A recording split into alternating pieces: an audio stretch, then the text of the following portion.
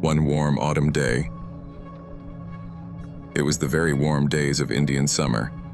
After prolonged cold rains and after frosts and a light dusting of snow, the sky had cleared, and the sun, as if in farewell, bestowed a gentle, very soft warmth on the earth. The trees had all dressed in gold and generously scattered it over the sidewalks under the feet of hurried pedestrians. Veronica felt as if she were the only one in no hurry. She walked slowly down the alley, which was growing emptier, admiring the beauty of nature, listening to music, dreaming, until finally she found herself in front of the gates of the cemetery. It was an old cemetery, tended in places, and so overgrown in others that not only the paths, but even graves with headstones were hidden in bushes and grass. Veronica's relatives were buried there, her grandfather on her father's side, and her grandmother and great-grandmother on her mother's. Rather than wander aimlessly, she decided to visit their graves. The cemetery was not entirely empty. Here and there you could meet women tidying up. They too apparently were catching the last warmth and taking the chance to clean before the long winter. As always, Veronica strolled unhurriedly in the right direction, trying to choose new paths so she could study the headstones. Some graves were very simple, others quite lavish. Some bore images of elderly people, but there were many young faces too, their years painfully short. Photos of children were not uncommon. She liked these walks partly because, in places like this, she reflected on the transience and fussiness of life and asked herself the eternal questions. For what? Why? What for? After sitting by her grandfather's grave and thinking for a while, she pulled up a few weeds and went on to her grandmother's graves, which were close to one another. She took off her headphones to enjoy the sounds of nature and walked along a familiar path. Suddenly, something began to trouble her.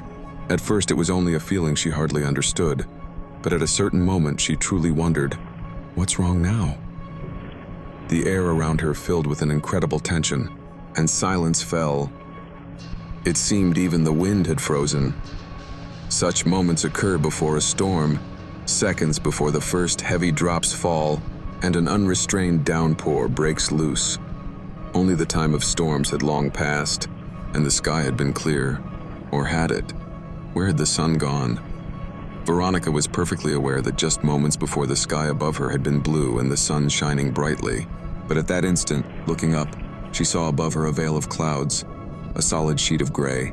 The girl was so taken aback by the sudden, astonishing changes that she stopped, bewildered, scanning her surroundings.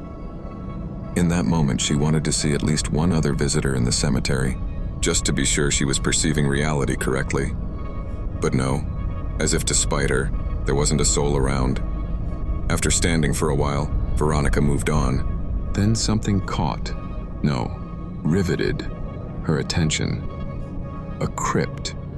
It was an incredibly beautiful structure in the Gothic style, built of black stone and embellished with bas-reliefs and wrought iron. Strangest of all, Veronica had never seen this crypt before. She had walked this path many times, the shortest route from her grandfather's grave to her grandmother's, but she had never seen this somber, majestic building. How could that be? Her thoughts raced. She desperately sought answers, but only grew more confused. Meanwhile, she found herself slowly approaching the crypt. Its doors were tightly shut, though no locks or even keyholes were visible. Above the entrance was an inscription in Old Cyrillic. Despite the unfamiliar script, Veronica managed to read the name. It was feminine, either Sophia or Seraphima. To her surprise, she realized that the moment she looked away from the inscription, she completely forgot what she had read. The name. She had just read it. She looked up again and read the name and the surname, then looked away and forgot them all over again. Completely disoriented, she looked at the dates of life, 18x1.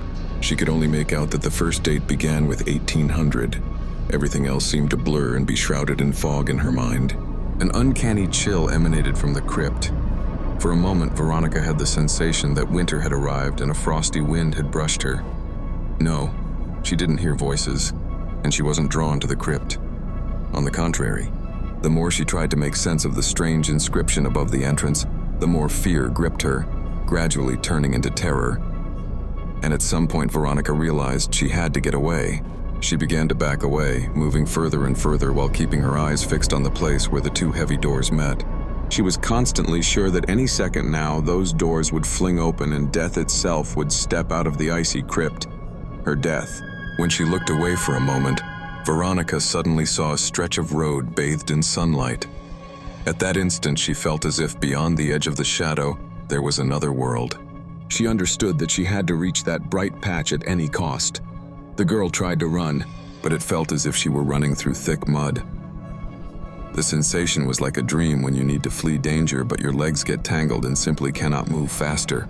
Panic and terror tightened their grip. She burst into tears. She began to recite every prayer she could remember, calling on every god and deceased relative she could think of. She even tried to scream, but no sound was heard. Suddenly, she felt a strong shove in the back, as if someone had pushed her with both hands between the shoulder blades, and she was literally hurled onto the sunlit part of the road. And everything changed. The sky was blue again. The sun shone and warmed. With relief, Veronica heard the voices of cemetery visitors and saw several women. Birds sang again, light breezes ruffled her hair, and the crypt was nowhere to be seen. Veronica looked around in vain, trying to spot the gloomy structure. In front of and behind her was the same ordinary, familiar path. Not wanting to linger another minute, she hurried to the exit. After that incident, she never went to the cemetery alone again. In fact, she hardly went at all. Only a couple of times with her parents. And of course, she never saw any Blackstone crypt again. How did that event affect her life? Maybe it did. It's hard to say. She began to have nightmares. She fell ill. And yes, her life thereafter did not turn out for the better. Dear readers, how would you explain this event? What do you think happened to our heroine? I'm waiting for your theories in the comments.